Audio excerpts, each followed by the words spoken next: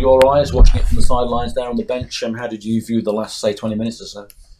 Just some poor decision making. You know, for the second goal, the lads made a run outside of Snoop, and then he's in a bit of a 2v1 situation.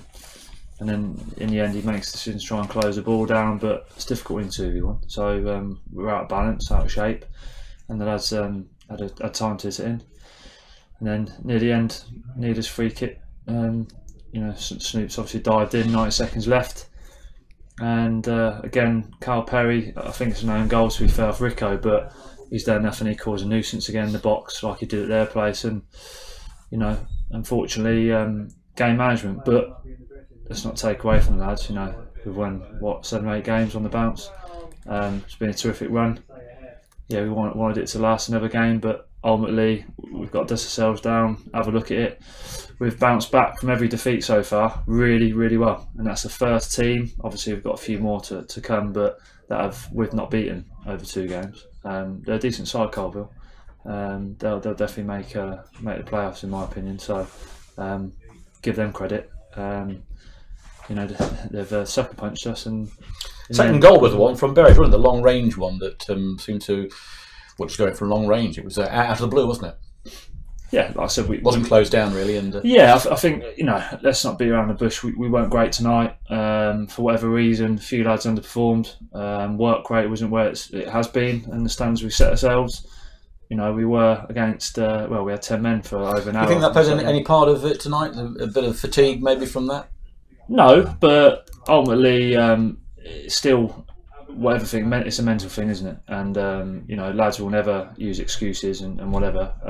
But ultimately, you know, we were up against it on Saturday. Low stuff. We're a very poor team, but still we were under the cosh and worked hard. And I just think in them closing stages, as a group, better decision making, and you come away with something. I think a draw would have been a fair result, but fair play to Coalville. You know, they, like I said, they're the only team so far that we've failed to beat over 2 games. Another one against Banbury. They beat us 4-1 at their place, and we've got them on Saturday. That hopefully won't be the second team. That'll be both catch-up games. We'll have lost to the teams. Yeah. Well, you know, we owe Banbury. You know, that's got to be probably the worst up there, the worst performance I've been involved in, and you know, lads will put that to bed tonight, and we'll go again on Saturday. But ultimately, Banbury, in the manner of that defeat. And I remember Marcus's interview. The manner of that defeat was really, really poor, and I'm pretty sure we bounced back of beating Hitchin 5-0. So that'll be in the back of the lads' minds. Everyone was involved in that performance. It was up there, one of the worst this season. So reaction from tonight and Banbury coming, we owe everyone to go and get a result Saturday. But listen, you know, twists and turns. Marcus said last Saturday that if there are slip-ups, we've got plenty of games to go ahead to still be there. I mean, we're 8 points clear. We've still got a game in hand. I mean, it's got to be another. If we win on Saturday, that's 11 points, isn't it? You know, that means they've got to win another 3 games. Kettering got to lose another 3 games. Yeah, exactly. We're not going to do that. So you know, in the day, sometimes in a title race, a timely reminder of what we've been doing well. And that's game management. Everyone at it, work rate, shape. You know, let's give Marcus credit. You know, we're constantly talking on the sidelines how we can change and win a game of football. You know, we're not looking for a draw. We're looking to win every single game. And over the last 7 or 8 games, we're constantly making changes and subs, and they've paid off. And we've got last-minute winners. You know, at 2-2, who would have bet against us scoring a late winner again today? But unfortunately, the other teams done it to us. So no panic stations. You know, we're calm. We are going to lose Aaron O'Connor for 3 games at the moment. Not got Adam Cunnington in the squad at the moment either. We're just going to probably go back to when Reece Hunners was up front, along with Holman maybe. Well, you know, there's options, but don't forget Ben Milnes has played a key part over the last few weeks, and he'll find himself unlucky not to be involved. So he comes back into the mix as well. Obviously, Gary Storer coming today. You know, Brett's always in the mix at some point, so there's plenty of options there. We don't have to worry.